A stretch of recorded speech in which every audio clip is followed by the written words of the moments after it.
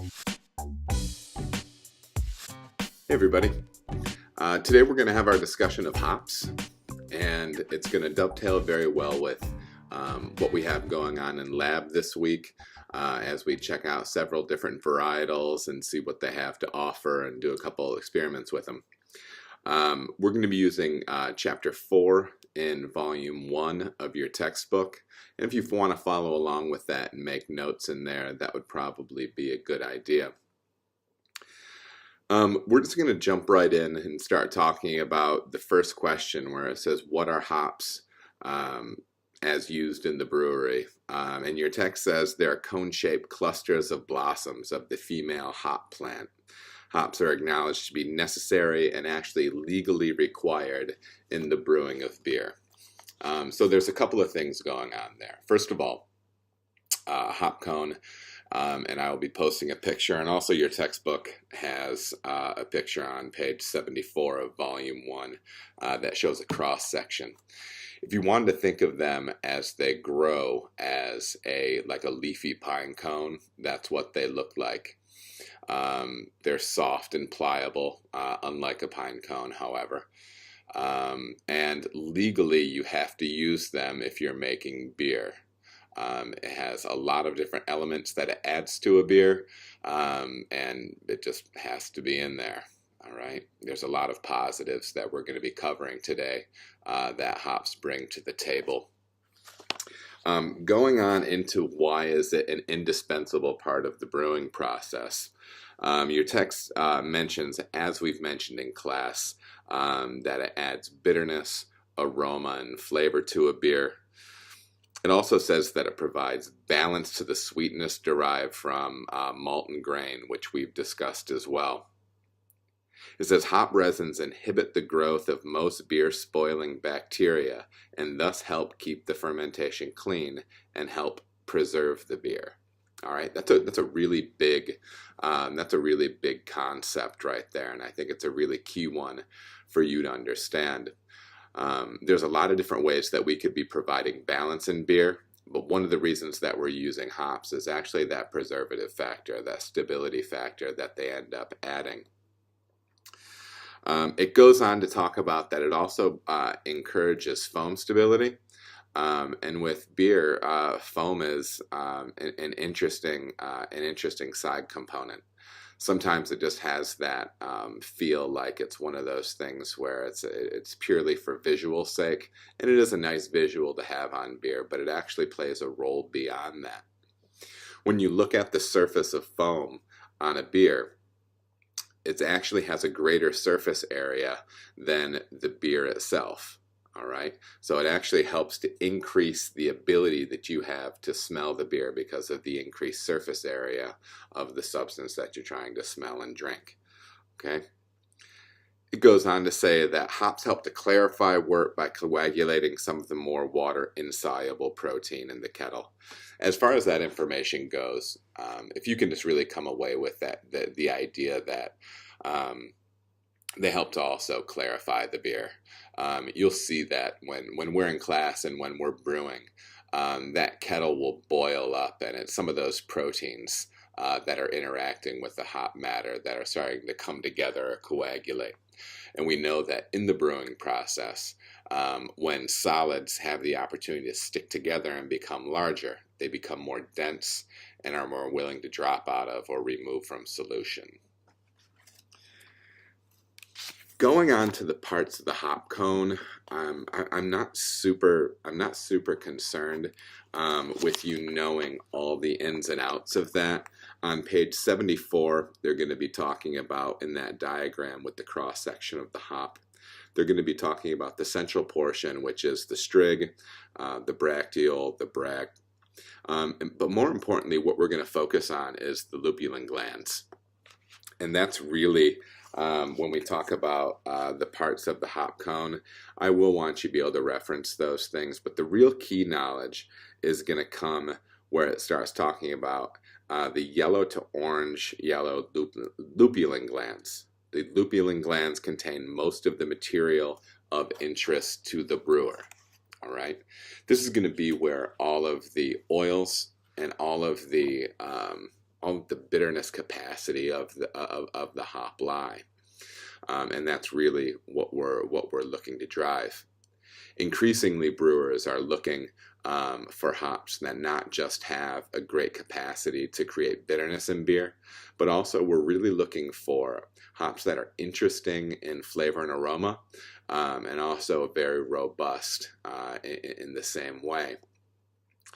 Because increasingly, IPA and hop forward beers are some of the best-selling beers in the craft market. So that's kind of our standpoint when we're looking at that.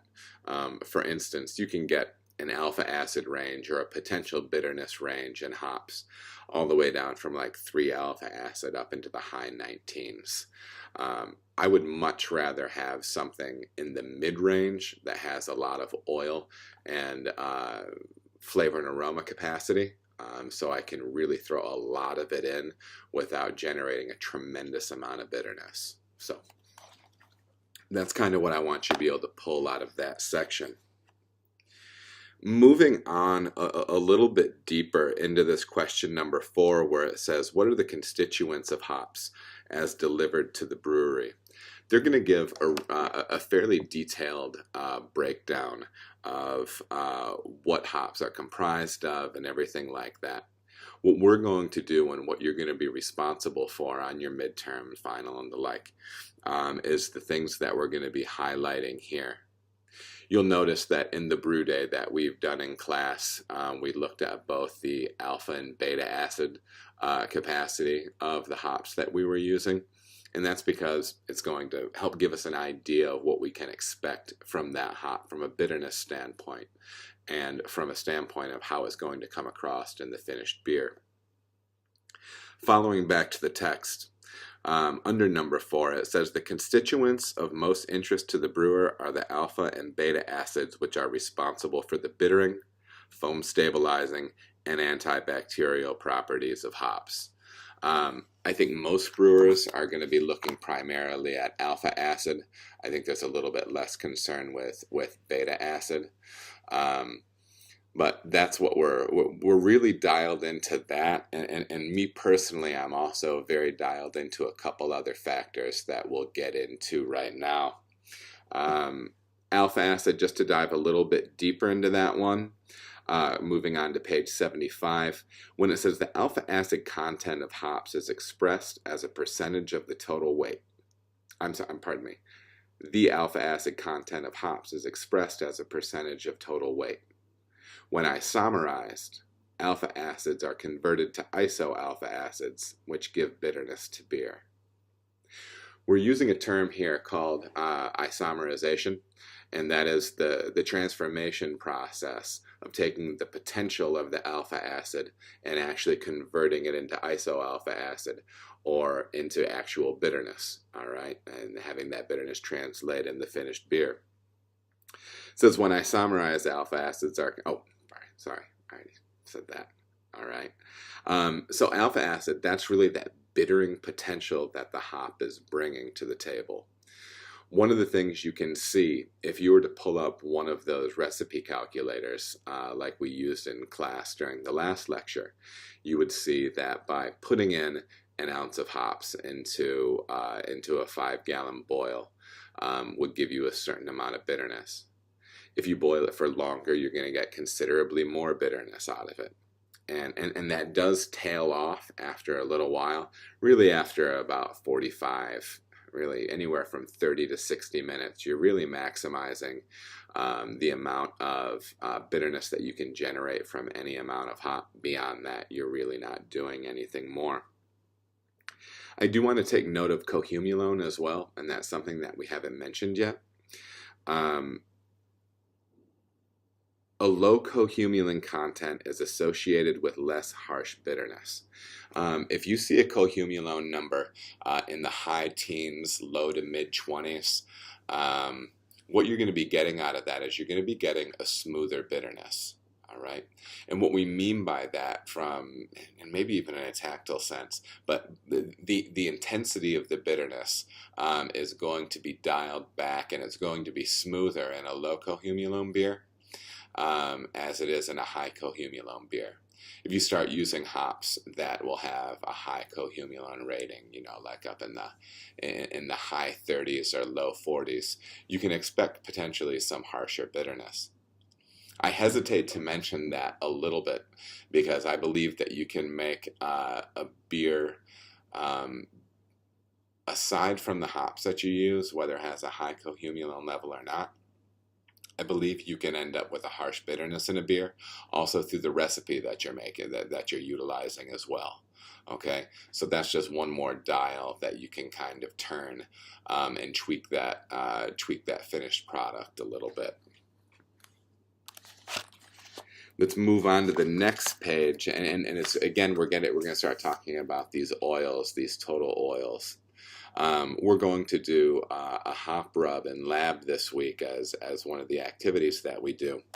And what you're going to find is you're going to see that some of the pellets that we will break down, we'll break them down in our hand, and they'll just turn dusty, okay?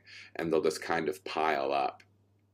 But there's going to be other varietals that we use that once you break it apart, you can actually squish it back together with your 3 fingers, and it'll turn into like a little triangle, and it'll actually stick where the way you formed it. Typically, if that is happening, it's a higher oil hop, and that total oil that we're going to be looking at is an increasingly important issue for brewers, because a lot of times we're trying to push flavor and aroma, and those oils can directly impact that. On page 76 under total oils, your text says, hop oils impart aroma and flavor to beer and is responsible for the aroma of the hops. The total oil content is expressed as a percentage of the weight of the hop. So for instance, what you're going to see is you're going to see some older hops have percentages under 1% or just a little bit over 1%. A lot of the big aromatic varieties that you see coming out now can have oils up in the 2.5 to 4% range. And you can see that's 3 to 4 times more oil within the same volume of hop. And that carries a lot more impact on the final beer. I'm anxious for the lab this week because I think you're going to be able to get an opportunity to see some of that as we dig through it. Now, there's a host of other constituents, oils and different things that are going to be, that can be discussed with hops, but we're not going to dive into them super deeply. One, because I don't think understanding the individual oils for that is one of the things that's necessary for you for this course. We will get into some specifics and coming up next where we discuss what we can expect from hops from different regions. I think you can think about it a lot like grapes. Like when people say that if you take a Chardonnay grape from its native origin and grow it here in Michigan, it's going to be different because I think it's pronounced terroir, like that. It's the earth that you're tasting. You know what I mean? It's part of the way the plant interacts with the environment that it's in, and it'll create different flavors and aromas. Jumping over to number 5, and this is some of the specifics. I think there's a wise man once said general specifics. That doesn't make sense, but we're going to be looking at some general specifics here for some of the main places that are growing hops, and what to expect from hops grown in that area. Number 5 says what countries produce hops and what are their main hop producing districts. I would like you to be able to zero in on the United States, Germany, and you can kind of lump the Czech Republic in with that, and England. This text is a little bit dated in the fact that it does not include New Zealand, and I would like you to add that to your notes. Because even though New Zealand does not have a massive hop crop going on, they're growing, and what they're bringing to the table is very unique. Okay, so to break that down again, that's going to be the United States. We're going to say roughly Germany, that kind of area with the Czech Republic, England, and New Zealand. Jumping into question number 7, when it says, what are the main varieties of hops grown in these countries? What we're going to do is we're going to put together what I think are the general consensus for what are the expectations from those hops. And this is changing as well. What we're seeing overall is we're seeing more and more hop growers really chasing this idea of not just trying to create maximum alpha acid, but really trying to create maximum total oils, all right, because they really want to be pushing flavor and aroma varieties because craft brewers use them in such a large volume, okay? So let's start with the United States. In the United States, the majority of our hop production is done in the Pacific Northwest. There is a growing hop industry in Michigan, and I do think that there are some promising things going on within our state with hops, but it is very much in its infancy. And after we dig a little bit further in lab this week and you see how long it takes, it usually takes, if you have a hop breeding program, you're usually looking at a decade and several thousand plant hybrids before you end up getting to something where there's actually a usable product for the market. Okay, so we're really going to focus on the Pacific Northwest, which is the primary area where hops are being grown. And I would say kind of the classic American hops are some of the hops that they'll refer to as the C hops, where you'll have Cascade, Centennial, and I think we can throw Chinook in there too. Some of those classic hop varietals like Cascade and Centennial will have kind of like a geranium floral type thing going on. You'll also see those are some of the early hops that are going to start pushing some citrus flavors into the craft beer palate. When you're going to see things like orange and grapefruit coming in and things like that. Some of the other things that you're going to find that are pretty typical of American hops, and we've probably discussed them in class a little bit, but I would like to highlight them more now, is some of those floral geranium type aromas, but then on into the citrus. But then we will also be getting into pine, and I would like to not think of it as like pine sol. One of the descriptors that I like for that pine thing is forest. All right. Because it can kind of it's not like you're busting up a bottle of Pine Sol and sniffing that's not really the pine we're talking about. We're kind of talking about like this more generalized like foresty kind of thing. I like that descriptor a lot. We can get into some other flavors and aromas that are more herbal. You can start getting into some of the dank type stuff where you're going to be getting elements of cannabis and other heavier herbal aromas. And you can roll right on into things like onion and garlic as well. I'm sure we've discussed that and talked about how to some people that stuff is desirable and other people really don't have a palate for it at all. One of the other interesting developments with the American grown hops are that we can also get a caddy element out of it. And again, that is a take it or leave it kind of thing. Some people really enjoy it and some people don't like it at all. When we talk about caddy, of course, we're talking, not of course, but we are talking about like that cat pee aroma. A good friend of mine who's a fantastic beer judge actually works at a vet's office, and she doesn't mind the caddy aroma because she said it's like cat without the ammonia. She goes, there's a difference between a caddy beer and an ammonia beer, and I think if you make it too intense, it can get into that ammonia range and be really offensive to some people. Some people are so sensitive to it that any hint of it in a beer, and they can't handle it at all.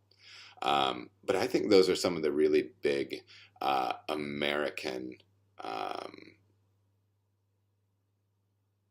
flavor and aroma profiles that you're going to find.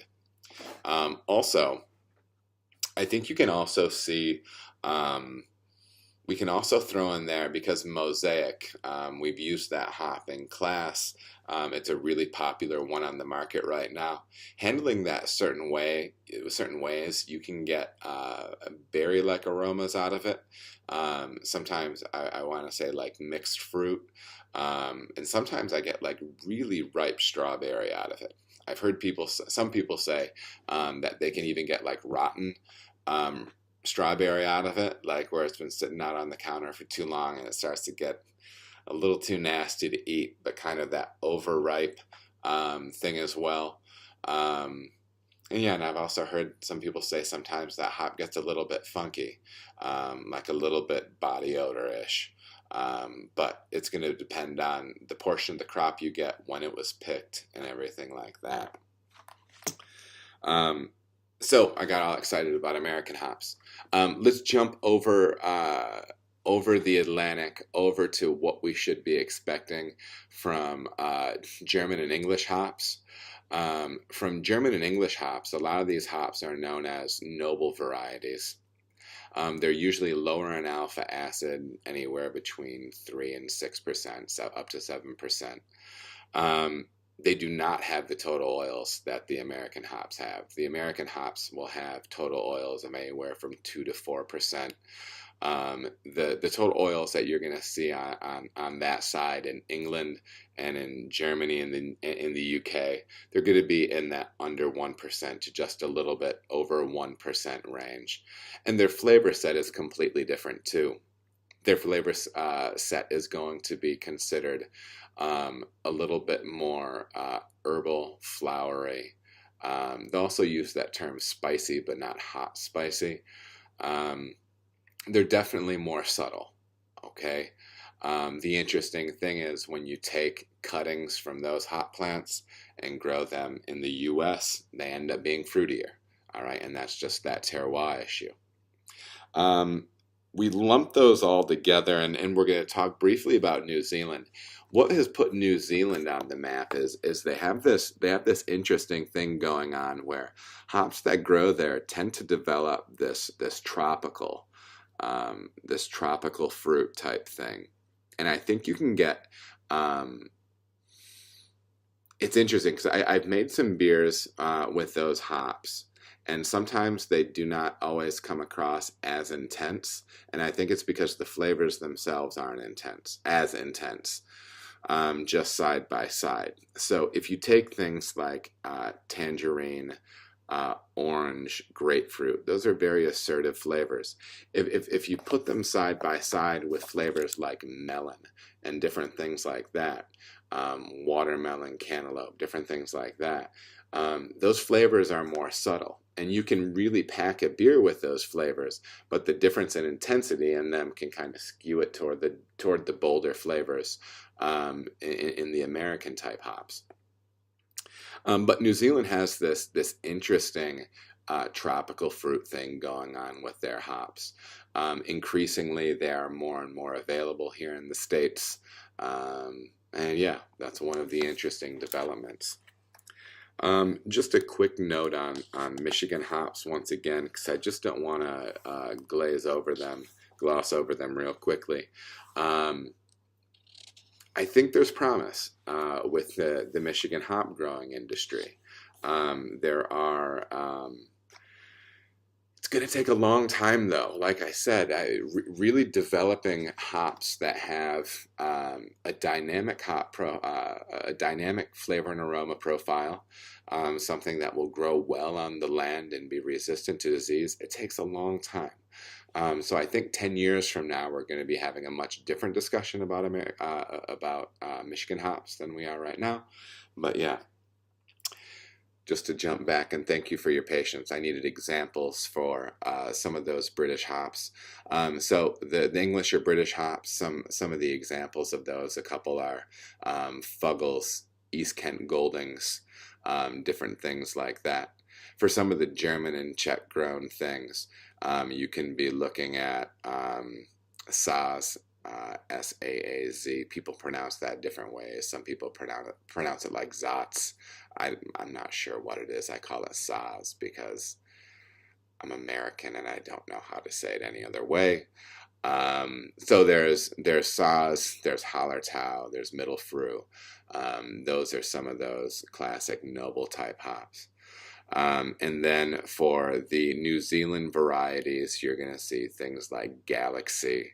And they have a bunch of them, and I'm not super familiar. I believe they have one out right now that's called Crown Vic as well. But there's some interesting stuff going on there. Jumping back to your text, on to question number 9, and it asks how hops are grown. This is one of the interesting things about hops. A lot of times they're handled with rhizomes.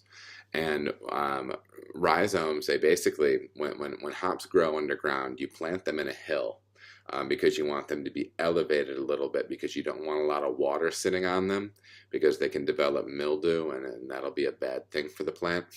But so they're in these mounds, but they create like these knots of, they almost look like twigs. It's a very it's a very wood-like structure that they grow underground, and you can take cuttings off of that will have an eye on it. If the cutting has an eye on it, then you can plant that somewhere else, and that eye will grow, and that's what a rhizome is.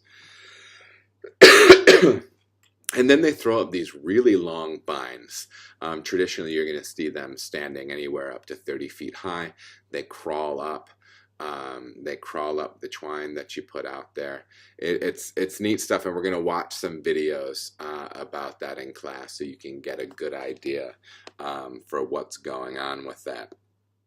The plant is a perennial, so it comes back every year. And actually that crown, that knot of rhizomes underground kind of gets stronger all the time. Sometimes it needs to be split and like weeded out a little bit. But yeah, I think it's an interesting thing. That'll be a cool one. I've had a chance to tour some hop farms, and it's a cool stuff. Moving on to 11, and we're going to detail this stuff in lab as well when we look at some of the videos. But it asks, how are hops dried, cured, and prepared for shipment and harvest? Right along with the text, it says, the bines are cut about 3 feet above ground, and the entire plant above this height is brought to a stationary picking machine, which removes the leaves and cones from the bine and then separates the leaves from the cones. One of the big manufacturers is Wolf, and they'll just call it a Wolf machine. And so you'll have these 30 feet long bines that'll have multiple bines going up it. Looks remotely like grapes.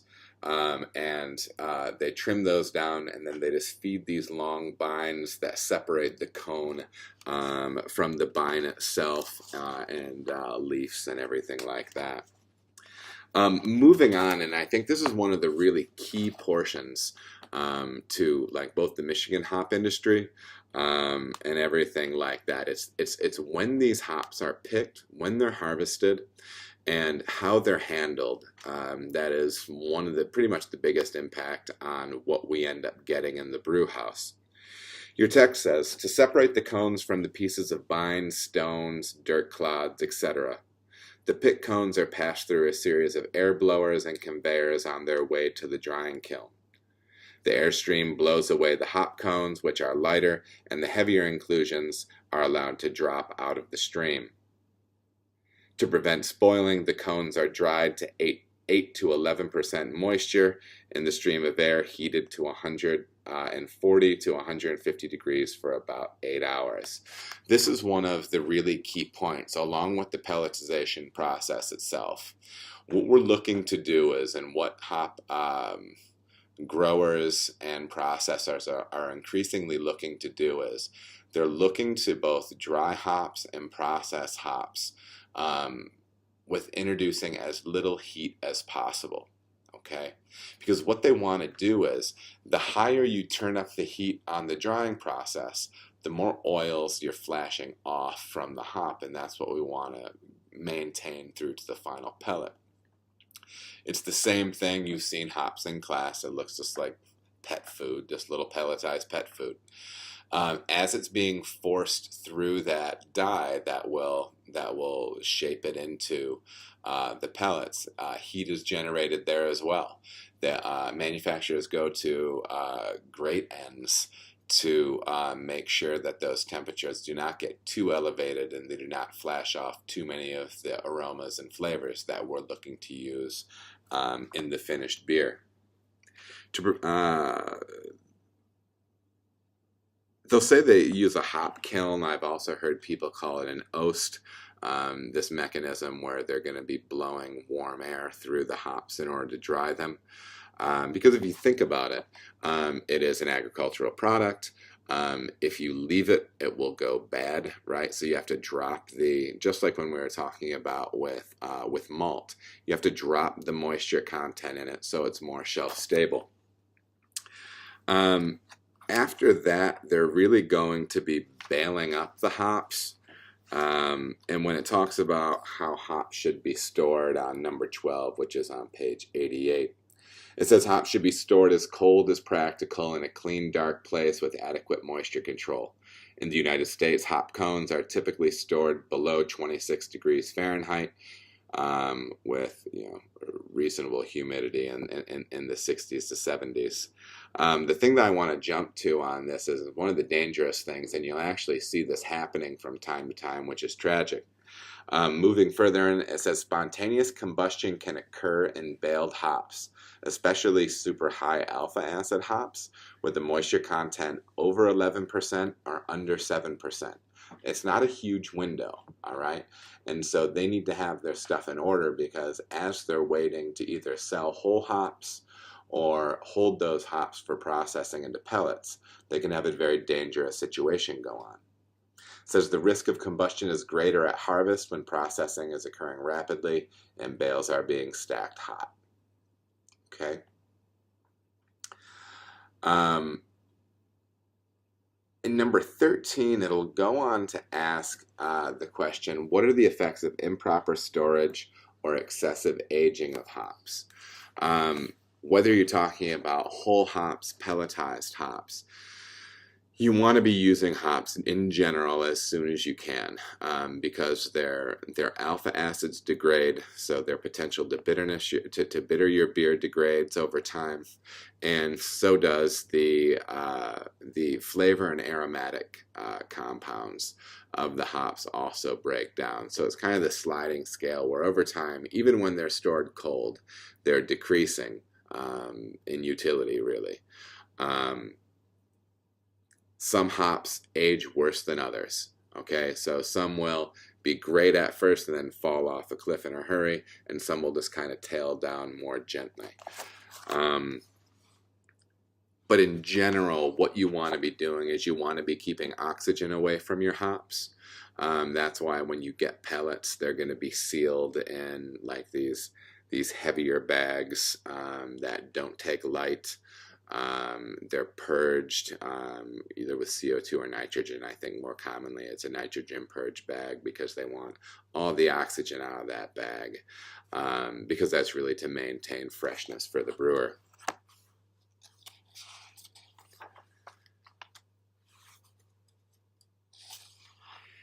Question number 16 is one we've talked about several times and we won't spend a lot of time on. 16 asks, how are the valuable constituents of hops imparted in wort and beer?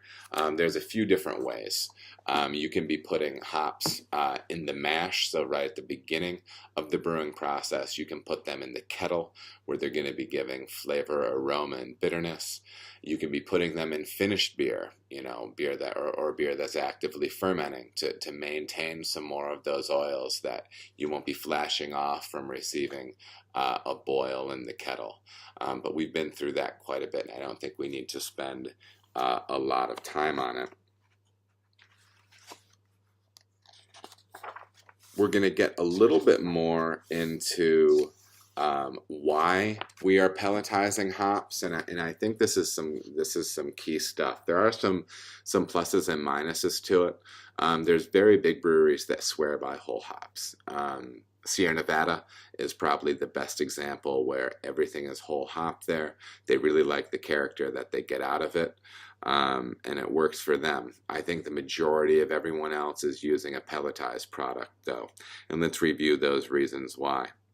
On page 97, your text gives several reasons, but there's a few that I want you to highlight because I think they're potentially most practical and most important.